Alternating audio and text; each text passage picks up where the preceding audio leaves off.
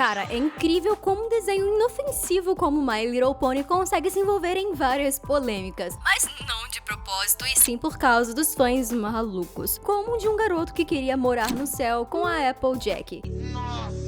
Mas calma que esse é só o começo, ainda vai piorar muito. Fala gente bonita, eu sou a Mia e hoje vamos debater sobre os podres envolvendo a G4. Mas já vou avisando que esse vídeo não é para menores de idade, porque mais pra frente eu irei falar de uns tópicos um pouco mais sensíveis, beleza? Você foi avisado. Começando por algo mais leve, se é que isso é leve, né? Rainbow Factory é uma creepypasta onde a Rainbow Dash usa os pôneis para fabricar arco-íris, meio que desvivendo eles, sabe? Acontece que uma dessas vítimas é a Scutalo, a irmã de consideração da Dash, e assim como a maioria das creepypasta, essa aqui tá cheia de gore e coisas pesadas, mas o que realmente alavancou a fama dessa fic foi a música de mesmo nome do cantor e compositor Wooden Toaster, o mesmo cara que popularizou a música da Nightmare Night. Pony Movie é uma série de animações adultas envolvendo a G4, cheio de piadas adultas e gore gratuito. Acho que os dois vídeos mais famosos são o Apple Movie, onde a Applejack se entope de maçãs até passar mal de tanto comer, quase como um tipo de overdose, e também o Shed Movie, que mostrava a Rainbow Dash indo de arrasta pela Fluttershy, enquanto ela cantava uma música bem macabra e chiclete. E cara, o negócio ficou tão popular que até a dubladora oficial da Fluttershy, a Andrea Libman, chegou a dizer uma frase que sempre era dita por essa Fluttershy do Shed Movie, que é: "Fique longe do meu cafofo" em inglês. Vocês têm noção disso? Hey, stay out of my shed. Rainbow Dash é alcoólica. Essa ideia veio à tona por causa do episódio O Espremedor de Suco Super Veloz 6000, em que mostrava a Rainbow Dash doida pra beber a famosa cidra dos Apples, coisa que ela perdia todo ano. E eu sei que nem toda cidra é necessariamente alcoólica, mas aqui essa apologia ao álcool fica evidente ao mesmo tempo que bem disfarçado. Tanto que os copos que os pôneis usam são os mesmos usados em tabernas, mas a Rainbow não é a única com esse gosto por bebidas, já que a pônei Berry Punch sempre é mostrada bebendo alguma coisa que envolva ponches de fruta ou garrafas sugestivas, tanto que o nome dela significa ponche de frutas vermelhas.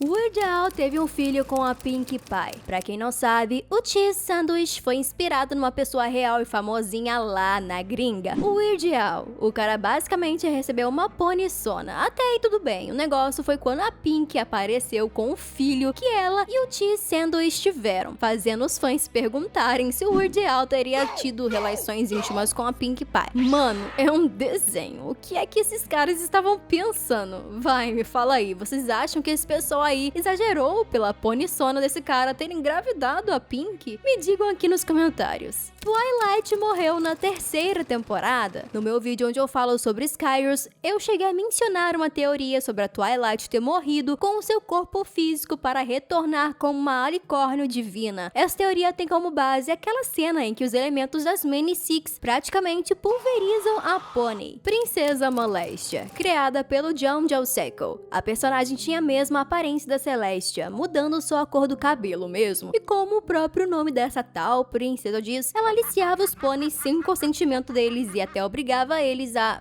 Bom, vocês sabem que, né? Essa pônei se popularizou no Tumblr com a Ask Moléstia, onde os fãs perguntavam coisas toscas ou coisas mais 18 pra ela. Algumas imagens eram bem sugestivas, mas sem serem explícitas, que eu não posso estar mostrando aqui, obviamente. O pior é que tinha criança que via isso e não entendia nada do que estava acontecendo. Jogos de torturas com pôneis. Infelizmente é isso mesmo que vocês ouviram. Existem jogos desse tipo tanto pra PC quanto pra celular, e eu recomendo que vocês não pesquisem, porque além disso ser sádico e doentio, é pesado demais pra algumas pessoas. Mas o mais horrível mesmo é saber que existem pessoas que criaram isso aqui. Mano, doente demais. Cupcakes. Assim como a Rainbow Factory, Cupcakes também surgiu de uma creepypasta lá de 2011, acho. Nessa fic, a Pink usa Rainbow Dash como ingrediente principal da sua receita de cupcakes, mas ao invés de desviver a Dash de uma vez, a Pink vai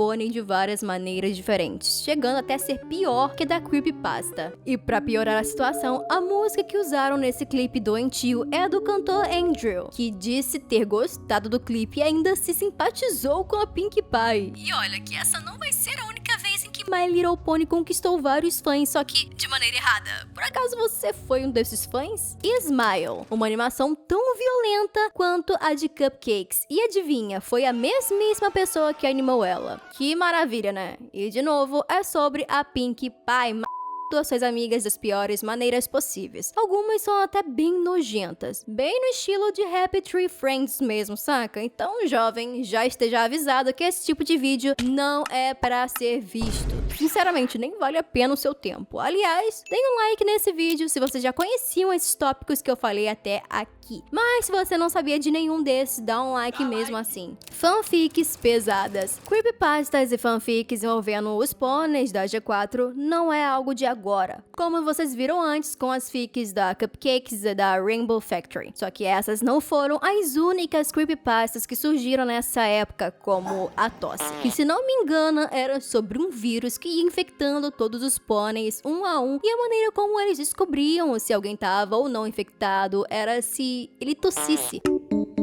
obrigando as protagonistas a meio que desviver algumas de suas amigas que supostamente estavam infectadas. Só que pra mim a pior fic de todas dessa época foi a Sweet Apple Massacre, porque envolve gore, coisas mais 18 e por aí vai. Quase que na mesma pegada de My Little Worms, só que numa pegada mais pesada. Deu pra ver que a pessoa fez aquilo porque ela queria mesmo, e não pra contar uma lore envolvendo o Big Mac e as Cruzeiras. Fluffy Pony Grindark, mano, fala sério. Qual é dessa gente que fica fazendo arte de com pôneis menores de idade e ainda fofinhos? O pior é que esse povão sempre vai pro outro lado da coisa, que é misturar gore com outras porcalhadas. Sinceramente, vou até poupar vocês desse assunto, tá?